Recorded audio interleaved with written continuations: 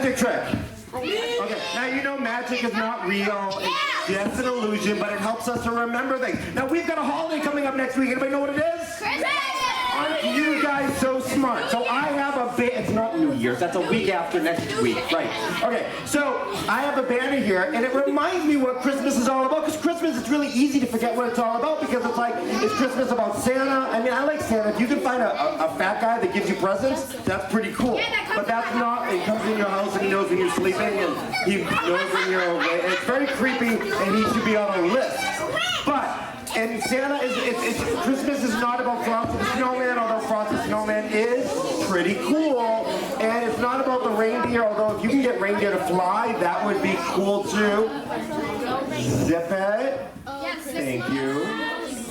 So this banner reminds me what Christmas is about. Here's what letter is this? A C, that's right. And it reminds me that Christmas is about Christ. Christ is what Christmas is all about. Jesus. He is literally the reason for the season. Like, I like all the lights, and I like all the other things, and all the cookies, and hot chocolate, and all that. But Jesus is what Christmas is all about. Because the reason is, Jesus is different than you and me. What letter is this? A. Right. Jesus, that reminds me that Jesus is holy. Holy means separate, different. Holy is not what you get when you drive in Manchester at night and people shoot you up. That's not what I mean by holy. Although you get, would you please? Yeah, I see something behind it. So H reminds us that Jesus is holy. Holy means perfect. We're not perfect. Okay, like even me, like you might think I'm perfect, but I'm not. I sometimes think bad things about other people, and so do you. And I sometimes wish I had things that aren't mine, and so do you. And sometimes I think bad things about other people, and so do you, because we all do. But imagine Jesus. He never thinks bad things about other people. He always wants what's best. In the book of Philippians chapter 2, it says, he did not think it robbery to be equal with God. No, Jesus is God. What that means is that he didn't claim to it. He didn't say, oh, I'm God, so I get to be whatever I want. No, he came down and died on a cross for you and me, even though he's holy. And that's awesome. You've never met anyone holy before, only Jesus. He's the only one. Here's another letter. R. So it reminds you, what's a pirate's favorite letter? R. No, their true love is the C. Get it? Okay, fine. Okay. But R, see, lots of people died on Roman crosses. They put nails in his hands, and they put nails in his feet, and they beat him to the point that he was unrecognizable. And they did that to thousands of people, historians tell us. But only one person rose from the dead. Jesus is risen. And that's what R reminds me. That's how we know it's true. Look, there are lots of stories that make kids feel good. We don't tell you about the Christmas story just to make you feel good. We don't want you to believe it because it's nice, although it is nice. We want you to believe it because it's true. And if you guys are the type of people that like evidence, if you want to believe things that you can find out for yourself, go to risen.great-news.org. Risen.great-news.org. And you will find evidence that Jesus actually rose from the dead. It actually happened. So we're not asking you to believe something that's just a fairy tale. We want you to believe something that is historically true. All right, this next letter is hard to rip off because it's so thin. I wish I were like this letter. Wouldn't it be nice if I were this thin? Yeah. You're supposed to say, Mark, you are this thin. Yeah, I'm not. Okay, but I'm working on it. Okay, I, here's a big fancy theology word for you. Incarnate. All of you guys say incarnate. Okay, you guys are so smart. What that means is that God took on human form. We say Christmas is when God himself became a human being. And people say, that's crazy. Other religions get really offended by that. Can't believe you Christians believe that God came in human form. Why is that hard? I mean, there was nothing, and God said, let there be light. And he didn't have to go to Walmart to buy light bulbs. He just made light. He put a big ball of fire in the sky. Why can't he take human form? He made the seas come in this far and no further. He made the mountains go this high and no higher. He made the valleys go this low and no lower. And he can take on human form.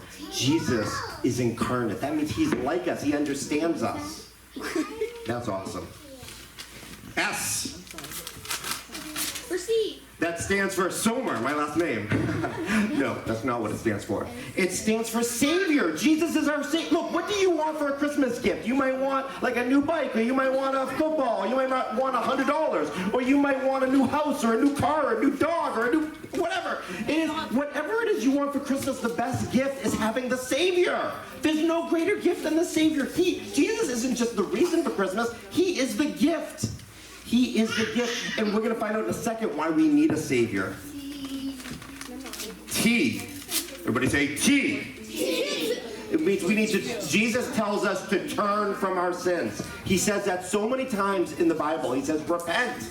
Repent, what does that mean? It means we're born, we like sin. We like it, we want sin, but we don't like God's rules. We like sin, we don't like God's rules. And when Jesus says turn from that, and we're going to like God's rules and not like sin. Now, it doesn't mean that we never sin again. We still sin from time to time, but we don't like it. And we try not to. We say, oh, God, please help us not to sin. That's how we know. And you know that you've really turned, you really when your treasure changes, when you treasure Jesus. You'll treasure him. You'll treasure what he wants, and you'll transform. You'll be Look, I was 20 years old when I became a believer. I didn't grow up in Christianity. I grew up in a different religion. I used to make fun of Christians. And when I became a Christian, because I started reading the Bible, and I realized, wow, there's evidence here, and I changed, what I treasured changed immediately. And that can happen to you too. We've got another letter. What letter is this? M. This stands for Mark.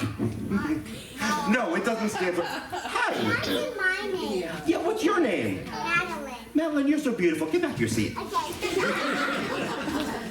M for Madeline. No, M stands for Messiah. Messiah isn't just, it's who Jesus is, it's his title. It comes from a Hebrew word that means king. They actually took little lowercase messiahs like Saul and David and Solomon, you read about in the Bible, Jeroboam and Josiah, and there's all kinds of kings, but they're like little kings, and they would pour oil on their head and anoint them and say, you're now the king. And that was a picture of the King of Kings who was going to come someday. When is this king going to come? Well, on Christmas, the King of Kings, the true King, Jesus, came. And he was anointed not with oil, but with the Holy Spirit of God. He is the Messiah. Messiah, when you translate that into Greek and Latin, and then into English, it becomes the word Christ. So Messiah and Christ are really the same word. It's not Jesus' last name. It's his title. He's the king. Is Jesus your king? Because if he's king, that means he can tell you what to do. And that's why some people treasure him and love him. And that's why some people want nothing to do with him, because I don't want anyone telling me what to do. But he's a good king. He's not a bad one. Hey, when I was a kid, there was a TV show where the guy said, hey, any of the old people know what I'm, if you get that reference, yeah, there you go. You might be old. All right, A stands for Almighty. That means Jesus can do anything that he wants. He can just speak it. He can create human beings. He can create giraffes. He can create capybaras. He can create anything he wants because he is Almighty God. And finally, S is the reason why we need him. It stands for a word, 3 letters, S-I-N. What does that stand for?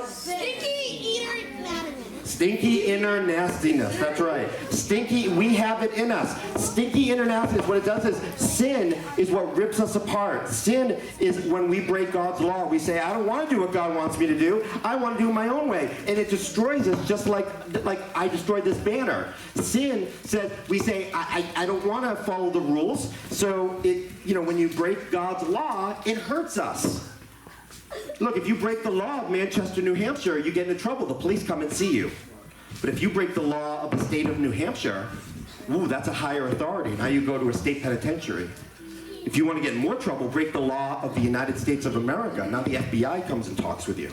See how if you break the law of a higher authority, it's a bigger problem. But what happens when we break the law of the King of Kings and Lord of Lords, the Almighty God himself? Then we're in a lot of trouble. And that's what we've done. We've broken God's law when we lie. God says, do not lie, and we've all told a lie. Who here, put your hand up if you've never told a lie so we can see who's lying right now. See? Yep, we all have. God says, do not steal. But we all steal. Madeline steals. You stole my heart. Aww. Yeah, I know. when we sass our parents, when we sass our teachers, when we kick our little brother, when we do all those things, it's us doing what's not right. And it's sin. And we've sinned against Almighty God. And He's high. So what we need, we're sinners. We need a Savior. And see, we try to fix it ourselves, like me trying to put together this banner, and I can't do it because we're just human beings. We can't fix our problem. But God, when Mary was told that she was going to give birth, and she said, how can this be? I'm a virgin. Okay, if you don't know what a virgin means, it's someone who cannot give birth to a baby yet. Maybe in the future, but right now they can't. And that's all I'm going to say about that.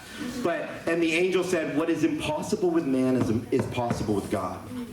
So just because we can't solve our sin problem, see, the gift of Christmas is that God sent Jesus so that when we get torn apart, He puts us back together again. Jesus Himself, what He does, Jesus can save us. He can take our broken bodies and our broken souls, and He can put it back together. Only He can do that. I can't do it. You can't do it. Your teachers can't do it. But Jesus can do it. And here's how it happens. Here's how it happens. Okay, see, I have this crazy idea that I can read the Bible to little kids. You guys aren't little, and you're smart enough to understand it. I know that you are. You guys are smart. You can get it. In the book of 1 John, it's near the end of the Bible, but it's part of the Bible. Don't read the Bible. I am going to read the Bible. In chapter 4, now chapter 4 comes after chapter 3. Let's see how smart you are. Chapter 4 comes before chapter 3. It comes before chapter 5. Look how smart you guys are. It's amazing. Now, I learned math in Massachusetts, so I'm not very good at math, but you guys obviously are much better. In verse 9, it said, God showed how much He loved us. I want to stop right there. Because I know something about you. I know something about you that you might not want me to know, but I know it's true. Because it's true about me, and it's true about everybody. We all long to be loved. And you can sit there and be really cool and go, nah, I don't care. But I know in your heart, in your soul, we all want to be loved, every one of us. We want to be wanted. We don't want to be discarded and to be thought that we're like whatever, you're in the way. We hate that. And some of us get treated that way sometimes. But God does not feel that way about you. And it's not because I say so, but because He says so. God showed how much He loved us by sending His one and only Son. That's Christmas. That's what Christmas is about, is that God sent His Son for us to be the Savior, the Christ, who's holy, who's risen from the dead and incarnate. He's the Savior. He tells us to turn. He's the Messiah. He's almighty, and He came for sinners. He sent His only Son into the world so that we might have eternal life through Him. This is real love. Not that we love God. We don't love God. We don't start off loving God. We start off loving self. I want what I want. That's how we all are. I want what I want. But when we become born again, when we turn from our sins and trust in Jesus, something transforms in us. And now we want what God wants. This is real love. Not that we love God, but that He loved us and sent His Son. There's Christmas again. Sent His Son as a sacrifice to take away our sins. Everyone say, take away our sins. Take away our sins. That's the greatest present that you can get, and you don't have to be rich to get it. You don't have to pay a lot of money. You don't have to buy it on Amazon. You can have God take away your sins just by turning and trusting. And all it will cost you is your pride. Because our pride says, I don't wanna. And what we need to say is, I want it.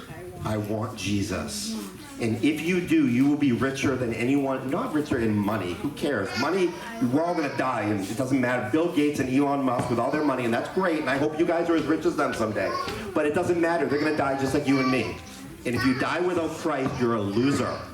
Jesus said, what does it profit a man if he gains the whole world but loses your soul? But you can gain Jesus because He loves you by turning from your sin and trusting in Him. And all you have to do is give up your pride. And it's really hard to do because we love our pride. But let's love Jesus more. And then that greatest Christmas gift will be yours. I'm going to pray for you. And then we're gonna have presents. How cool is that? And the reason why we have presents is because the people at ROCA, especially Miss Jen, who does so much work, and everybody else, they love you and they want you to feel loved. They want you to feel so that when you get a present, just know that someone loves you. But God loves you even more. We're just giving you a picture of God's love, an incomplete one. We hope you really like it, because we love you so much. Dear Jesus, thank you so much for these young men and women, that you care about them and that you love them. Thank you for the greatest Christmas gift ever, Jesus Christ, that we could never buy on Amazon. We could never, if we had $1 million, it's not for sale. It's for free if we would just humble ourselves, put away our pride, and say, Jesus, I need you. Jesus, I need you. Wow, that's awesome. Amen. And I pray that everybody will do that and they'll have transformed lives and we'll see it. We'll see everybody change. That they'll start to love holiness and hate sin. We thank you and praise you in the name of Jesus. And all the happy ROCA kids say, Amen. All right, thank you guys. Enjoy your presents. Thank you, Mr. Mark. Hey everybody, this is Mark. Hope you liked that video. If you did, please click like and subscribe to the channel. Please visit our website at great-news.org. There you'll find tons of free resources. Everything is free to help you to become a better, more effective ambassador for Jesus Christ. You'll also find a compelling and exciting gospel presentation that you can share with friends, with loved ones. You can share it with strangers on social media. And there they'll be presented with life's biggest questions. Does God exist? Is there evidence for the resurrection of Jesus Christ? It's all there at the website. May God bless you as you share Jesus Christ with the lost. We love Jesus. How can we not share him with others? Have a great day.